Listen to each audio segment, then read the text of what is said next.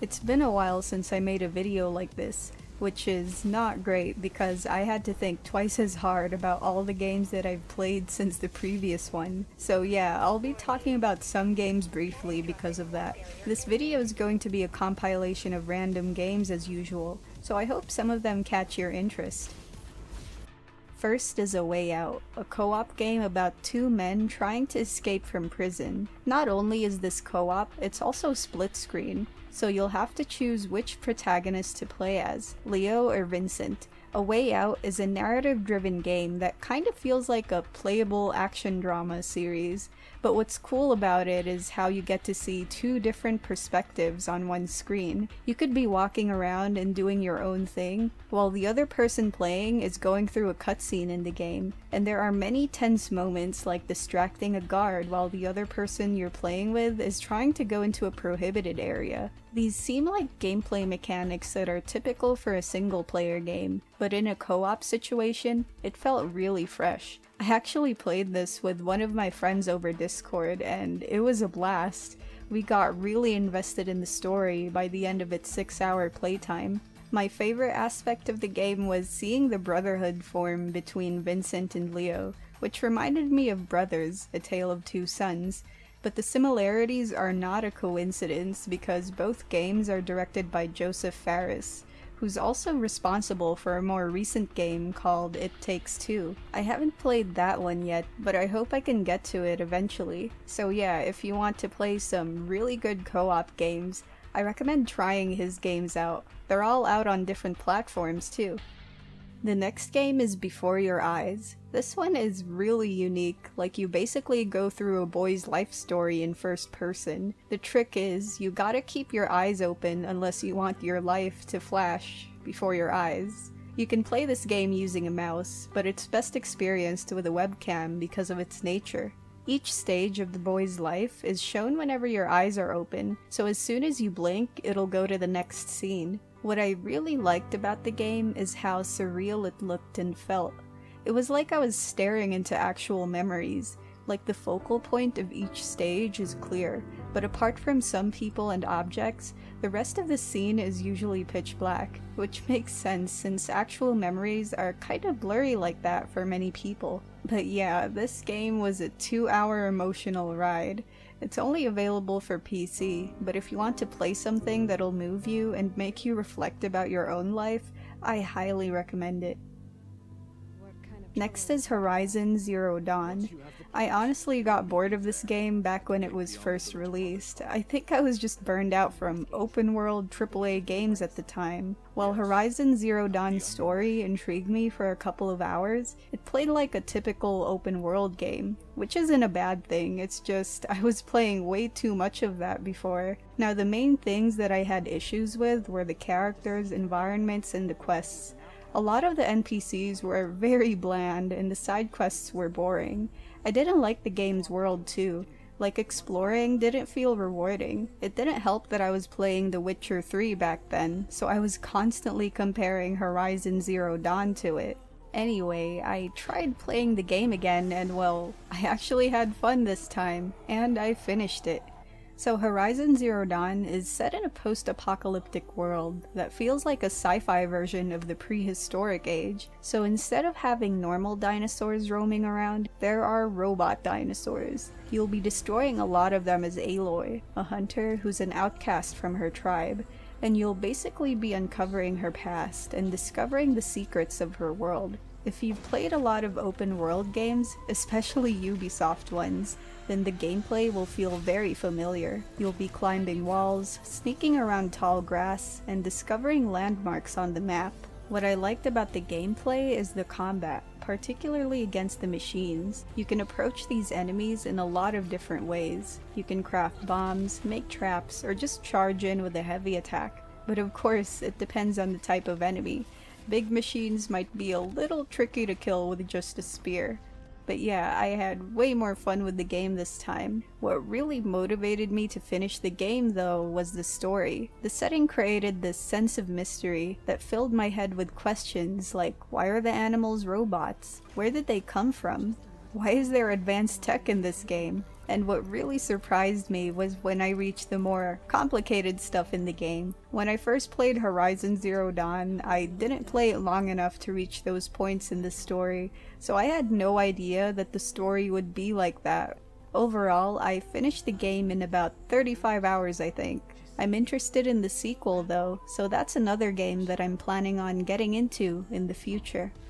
The next one is Ghostrunner. I had mixed feelings about this game, but not because it's bad. It's a great game, it's just, it requires a lot of trial and error.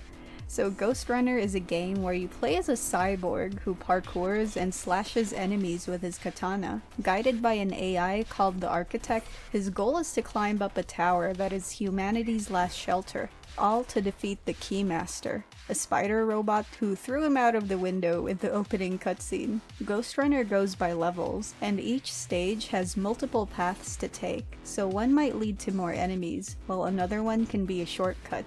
Now what makes Ghostrunner difficult is you literally die in one hit, so if a human enemy, for example, manages to shoot you with one bullet, that's it. The good thing is, you can restart as soon as you fail, and the checkpoints tend to be close by.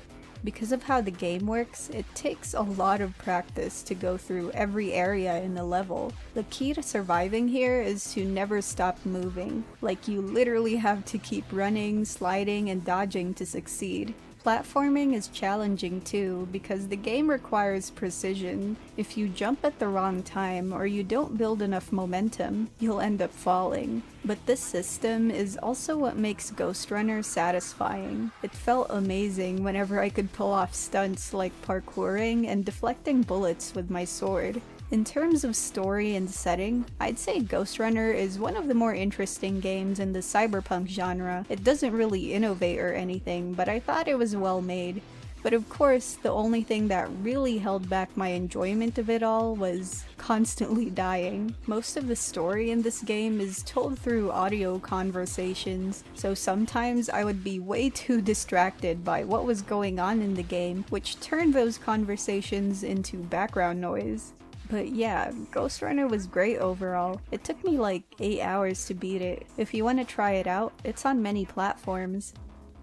Next is 1980X, a game that tells the story of a lonely teen in the 80s who discovers the world of arcade games. There are multiple mini-games split throughout the narrative, and they're all inspired by classic arcade games. Like one will have you play a beat-em-up, while another is a side-scrolling spaceship game. But these games feel like they exist to move the plot, since you'll either be watching cutscenes or listening to the boys' monologue every now and then. The pixel art and the music of the game is amazing though. It sets the mood and it really adds to the retro aesthetic, but that's about the only thing I liked about the game. I mean, I had fun with the variety of mini-games, which ranged in difficulty by the way. Some got a little challenging, but overall, I thought the game felt unfinished, like a bunch of ideas were sprinkled towards the end. It might still be enjoyable for the nostalgia factor though. Personally, I feel like I would have enjoyed this more if I could relate to it. It took me like an hour and a half to finish the whole thing, which left me wanting more.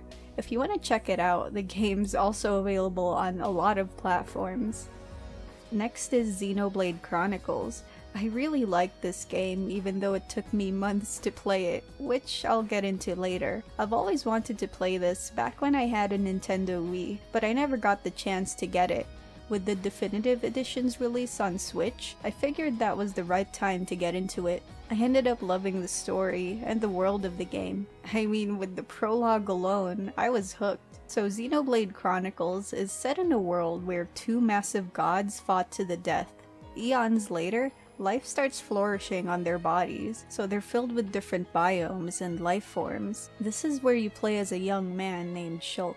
He's a Hums, which is kinda like the human race in this game. While living a normal life in his home, a machine race called Mechon ends up invading the place, so he decides to go on a grand mission to end the cycle of violence with the Mechon. Just like the scope of this story, the environments are huge. You'll be running through places that make you feel like a dwarf in comparison. It was fitting because it just shows how big the two gods were.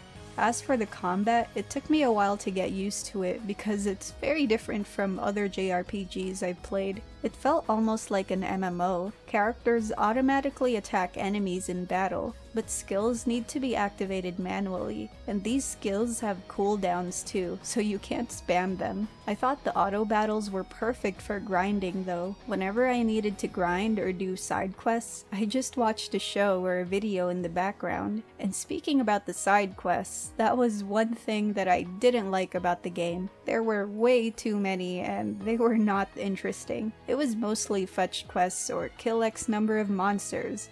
It was tedious because side quests were the main way to level up whenever I had trouble with main quests. Some side quests were in hidden places too, so if you haven't filled out the entire map of an area, getting there was very confusing. So yeah, that was the main reason why I took way too long to play through the game. But overall, Xenoblade Chronicles is great. The game's gorgeous, the soundtrack is absolutely amazing, and the characters are lovable. But the story in particular really drew me in during the last few hours. I thought everything wrapped up nicely too, so I was satisfied by the end of the game. The Switch version comes with an epilogue story called Future Connected, so I'll be playing through that soon. The next one is A Summer's End, Hong Kong 1986. I remember discovering this visual novel on the Steam store page, and it felt like I found a hidden gem. It has amazing artwork and a lot of aesthetics that I absolutely love. An 80s setting, neon signboards, and a classic anime art style. I wasn't really expecting much beyond that, so I was surprised when the actual game turned out to be really good. A Summer's End tells the story of Michelle and Sam, two women who are basically the polar opposites of each other. One is a normal office worker with an overly strict mother, and the other is a cool, carefree daughter of a cobbler. Circumstances lead to them meeting each other, and it makes for a really interesting romance. You get to see how the relationship develops, as well as dealing with conflicting feelings that come from discovering one's identity. There were some melodramatic, cliché moments in this story, but for the most part, it felt like I was watching a real relationship forming. And behind all of that is a glorious glimpse of Hong Kong in the 1980s. The art makes it very immersive because of the retro style, and the atmosphere of the game is great too. Part of it is because of the music. This game has an amazing soundtrack. Like if you're into synthwave, you're gonna love the music here. Going back to Hong Kong in the 80s, I don't know how accurate the representation is, but it felt believable, and there are a lot of references to pop culture at the time, from movies to music. The game also didn't shy away from the political climate of the time period, which I'm honestly not familiar with, but after playing the game, I researched out of curiosity, and got a little history lesson, so that's always a plus for me. All of those real-life details influence the events in the game, and part of the two characters' relationship. But of course, this is a romance-focused visual novel, so there are a lot of rose-tinted scenes with heartfelt dialogue. And this game has an adult patch, which I downloaded of course, but I'm not going to show any of it or describe it in detail for obvious reasons. What surprised me about the spicy scenes of the game was how they actually had substance. There wasn't too much, and they didn't drag on for too long. Instead, it felt like they served to show the levels of intimacy between Michelle and Sam. It was refreshing to watch because a lot of visual novels with similar scenes are more of a fan service type of thing. Overall, A Summer's End is a great visual novel. It took me like 6 hours to beat the entire thing and play through the game's 2 endings. This game's only on PC so far, but I highly recommend playing it if you want to play a nice visual novel that'll make your heart skip a beat. Next is Spongebob. Yeah, so I've been playing through Battle for Bikini Bottom, Rehydrated. I've actually been thinking of picking up this game ever since it came out, but I got it for free on PS Plus, so that was a nice surprise. This game is such a nostalgia trip for me because I loved Spongebob as a kid, and I obsessively played through some of the series games too. So for the story, I can't really say much here because I wasn't paying attention. I think Plankton made robots to steal the Krabby Patty recipe, but the robots go off and do whatever they want in Bikini Bottom. Anyway, what I really like about the game is it's just plain fun. Playing through the maps feels like you're going from one playground to another. There's so many items to collect, and going down slides and bouncing on objects never gets tiring. You can even switch between Spongebob, Patrick, and Sandy. They all have different abilities, so going through the same areas can feel a little different if you play as someone else. Apart from the trio, I loved seeing other familiar characters from the show. I personally haven't watched SpongeBob in a long time, so talking to all of them brought back a lot of memories. So yeah, that's all I have to say about this game because I've only played a little bit of it. It's fun though, so I'll be playing this on and off whenever I feel like relaxing. And finally, we have Valheim. Oh man, I played so much Valheim with my friends a few months ago that I probably should have made an entire video about the game. I've heard good things about Valheim when it first popped up, which made me curious because it's an early access game. After my friends and I got it, we ended up pulling multiple all-nighters just playing through it. So Valheim is an open-world survival game. I wasn't really paying attention to the lore because I was too busy playing the game, but from what I understood, Valheim is like Viking purgatory, so it's where warriors have to prove themselves before they can enter Valhalla, and that's basically it, I think. The best thing about Valheim is the game's progression. You start off barely knowing how to do anything in the game, so it fuels your curiosity as you explore the land and have different encounters. The game has a massive crafting system too, so it was always exciting to find something new to make. One thing that stood out to me about Valheim compared to other survival games is you can't actually die from starvation or dehydration. Yes, your character will get hungry, but not eating will just lessen your stamina and health. Another thing that stood out to me is its building mechanic. Like, you can't just build an entire house that's floating on the ground, since everything has a durability level. If the object you're building doesn't have enough pillars or other things to support it, it's more likely to break. This makes complicated structures more challenging to build. Now the combat in the game is decent, I guess. It feels a little rough, but I think it does its job. Everything that you do in the game is stamina based, so it's important to make sure that you have enough for dangerous fights. The enemies can be real tough when you're under-equipped and unprepared. This is especially true when you're exploring new biomes. You can trick their AI, but one wrong move can make a stronger foe one-shot you. And enemies in this game are really persistent. Like, I thought enemies chasing me in a Soulsborne game was bad enough, but the ones in Valheim are way more relentless. Whenever I thought they gave up, they came up behind me when I least expected it. It was especially obvious when I damaged them before they ran away, because they reappeared later with the same HP level.